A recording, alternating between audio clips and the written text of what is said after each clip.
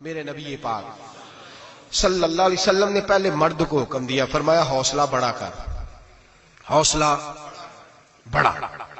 فرمایا عورت ٹیڑھی پسلی سے پیدا ہوئی ہے تو یہ ٹیڑھی ہے، سیدھی کرنے کی کوشش کرو گے تو ٹوٹ جائے گی، لیکن سیدھی ٹیڑھی کے ساتھ گزارا کرو۔ لفظ بڑے حسین ہیں، حدیث میں جاگ رہے ہیں آپ لوگ جی، بڑے بڑے حسین لفظ ہیں۔ حضور نے فرمایا اگر تمہیں اپنی بیوی کی کچھ عادتیں ناپسند ہیں تو اس سے بغض نہ رکھو، بیوی سے بغض نہ رکھو۔ اگر کچھ عادتیں ناپسند ہیں تو کچھ ایسی بھی ہوں گی جو تمہیں بڑی پسند ہو، جو پسند ہے ان پر توجہ کرو۔ ڈاکٹر اقبال، علامہ اقبال کہتے ہیں میرے پاس ایک آدمی آیا، اس نے آ کر کے کہا کہ میں اپنی بیوی کو طلاق دینا چاہتا ہوں۔ پہلے اس نے مرضی کی شادی کی، میں بات شروع میں کہہ چکا ہوں، بچے نوجوان انہوں نے ایک سنت بڑی حفظ کر لی ہے، کہتے ہیں مولوی صاحب سنت ہے مرضی کی پسند کی شادی کرنا جائز ہے۔ میں کہ صرف یہی جائز نہیں، اور بھی بڑی سنتیں ہیں، کسی اور پہ بھی توجہ کریں آپ حضرات، اور بڑی ذمہ داری سے بات کہہ رہا، نوجوان زیادہ غور کریں اور باقی جوانوں تک میری بات پہنچائیں۔ شادی بیاہ کے معاملے میں جذباتی پن کا کبھی مظاہرہ نہ کریں۔ آپ کے اندر کتنے بھی جذبات موجزن ہیں، یہ 2 3 4 منٹ کا رشتہ نہیں کہ ٹھیک ہے آپ دوست بدل لیں گے، یار بدل لیں گے، گاڑی بدل لیں گے، یہ نہیں جوتا ہے یہ فٹ نہیں آیا تو بدل لیں گے، یہ زندگی بھر کا معاملہ ہے۔ اس میں بزرگوں کی، سیانوں کی اور حکمت والے لوگوں کی رائے لیں، اس کو سمجھیں، پرکھیں، پھر نکاح کا فیصلہ کریں۔ اس کو کبھی جذباتی نہ لینا زندگی میں۔ نوجوان جذباتی ہو کے، معاشرے کا، میڈیا کا شکار ہو کے شادی کرتے ہیں، پھر اسی تیزی کے ساتھ وہ ان رشتوں کو توڑ دیتے۔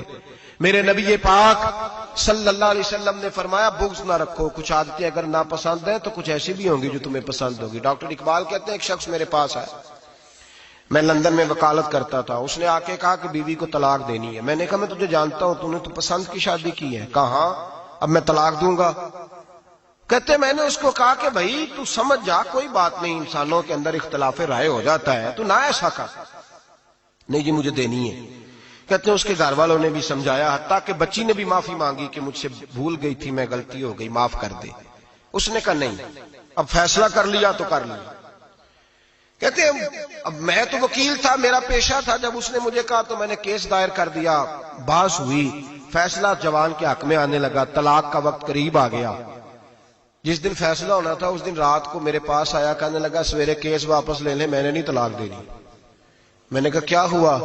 کہنے لگے اقبال یار عجیب بات ہوئی ہے، مسلمانوں کے رسول کی ایک حدیث پڑھ لی ہے، نبی پاک علیہ السلام کا ایک فرمان پڑھ لیا ہے۔ کہا وہ کیا؟ کہا حضور نے فرمایا اگر تمہیں اپنی بیوی کی بہت ساری عادتیں ناپسند ہو، ادھر دیکھو جو پسند ہے۔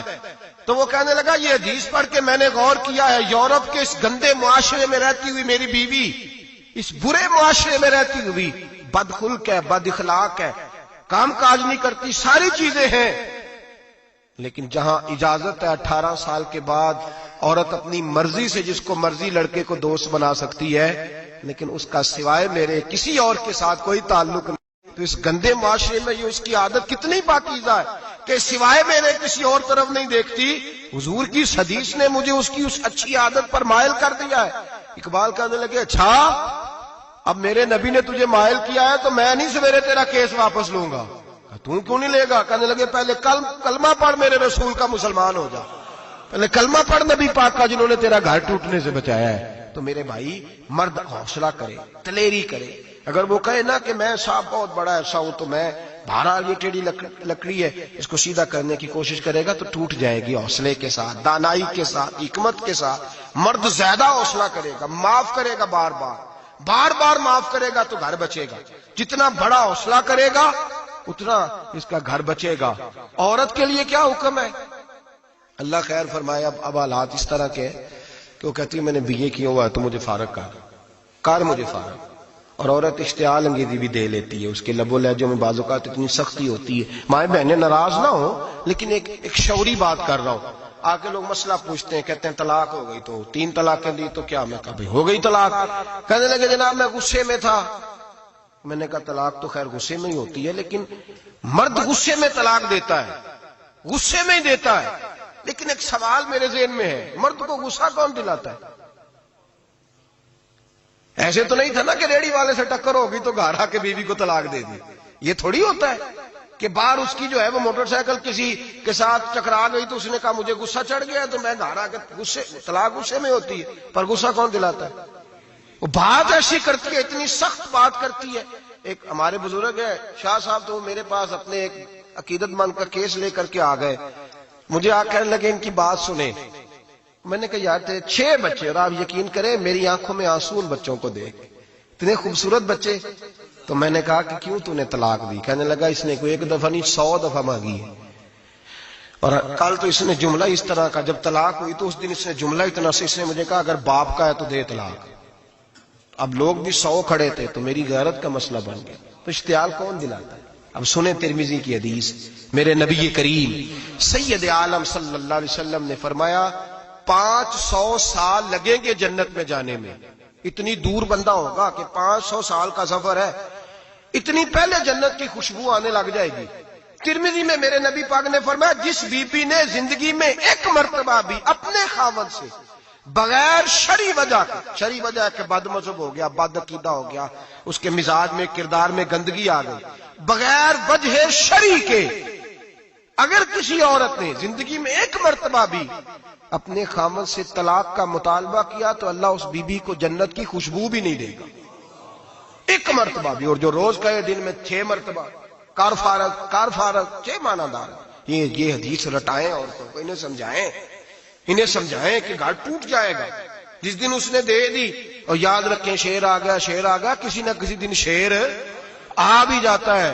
تو یہ نہ سمجھے کہ روز حوصلہ کرتا ہے تو خدا جانے کیا بنے گا. کسی نہ کسی دن شیر بس الشیطان جاسم علی قلب ابن آدم، شیطان چمٹ گھر ٹوٹتا ہے. اس لیے کہ نہ مرد حوصلہ کرتا ہے نہ عورت حوصلہ کرتی. تھوڑا سا حوصلہ پیدا کریں. اور ہاں بیوی اگر کبھی کسی ایسی بات پر بات کرے یا اس کا مزاج ایسا ہو، تلخ ہو، صبر کرے، حوصلہ کرے. میرے نبی پاک علیہ السلام نے فرمایا بغض نہ رکھے، حوصلہ کرے. مرد کو حکم ہے حوصلہ کرے، دلیری پیدا کرے. ہاں اس کی ایسی بدتمیزی، ایسی گستاخی جو حقوق و فرائض کے معاملے ہو، ماں باپ کے حق میں ہو، کوئی ایسے مسائل ہو مقدس لوگوں کے حق میں ہو، تو پھر اس کو، وہ تو ایک صحابی کی بیوی نے حضور علیہ السلام کے بارے میں نازیبا کلمات کہے تھے تو انہیں قتل ہی کر دیا. تو قتل ہی کر دیا. وہ معاملہ اور ہے، لیکن اگر اس کے مزاج میں تیزی ہے، اس کی طبیعت اس طرح کی ہے تو پھر مرد برداشت کرے. امیر المومنین سیدنا فاروق اعظم صحابہ میں سب سے زیادہ تگڑا اور اصول پسند آدمی، غصے کے لحاظ سے سب سے تگڑے ہیں، جلدی غصہ آتا ہے. ایک شخص کہتا ہے میری بھارے تگڑے قبیلے میں شادی ہو گئی، بیوی میری بڑی سخت تھی، اس کے لب و لہجے میں بڑی سختی تھی. وہ قبیلہ بڑا مالدار تھا تو میں بات نہیں کرتا تھا. ایک دن میری بیوی نے بڑے سخت جملے کہے تو میں جناب عمر کے پاس آ گیا. توجہ ہے آپ دوستوں کی؟ کہتے حضرت عمر کے پاس آیا تو میں نے دروازے پہ دستک دی، بیوی کی شکایت کرنے آیا کہ ذرا مہربانی کریں. تو کہتے ہیں جناب عمر اندر سے اٹھے تو ان کی زوجہ بولنے لگی، کہنے لگی بس آ گیا آپ کو کوئی بلانے والا؟ ابھی 5 منٹ نہیں ہوئے تھے آپ کو آئے. سارا دن آپ مسجد میں رہتے ہیں، ساری رات آپ چہرے پہ نقاب ڈال کے گلیوں میں گھومتے ہیں، اتنی ڈیوٹی آپ کرتے ہیں. گھر یہ میرا اکیلی کا ہے، بچے میری تنہا کے، آپ کو کچھ خیال ہونا چاہیے، کچھ توجہ کریں. وہ شخص کہتا ہے وہ بی بی بولتی رہی اور جناب عمر ہنستے رہے، اور ان کی مسکراہٹ بھی میں سن رہا تھا.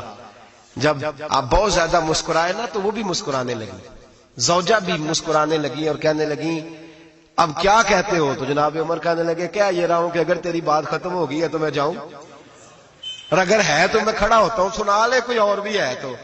یہ بات کہہ کے باہر آئے نا جناب سیدنا عمر فاروق، تو وہ شخص کھڑا تھا. آپ نے فرمایا کیسے آئے ہو؟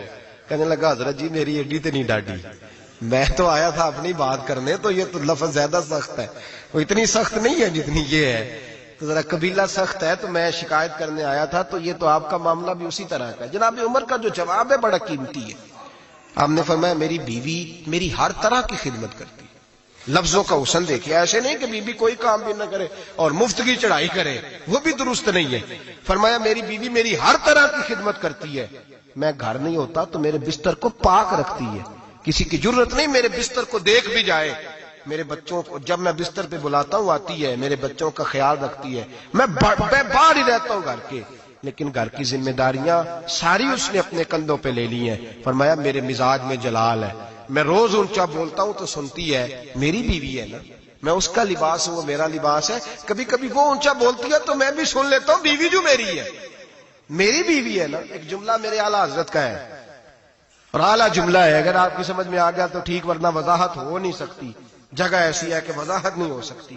اعلیٰ حضرت فرماتے ہیں جب میاں بیوی ہوتے ہیں، اس رشتے میں کوئی ان کے پاس وہ کسی کے سامنے نہیں ہوتے، عجیب معاملہ ہے کہ جب جھگڑا کرتے ہیں تو ساری دنیا کو بتاتے ہیں، لڑائی کرتے ہیں تو ساری دنیا کو شامل کر لیتے ہیں، جب تو میاں بیوی تھا تو کوئی شامل نہیں تھا۔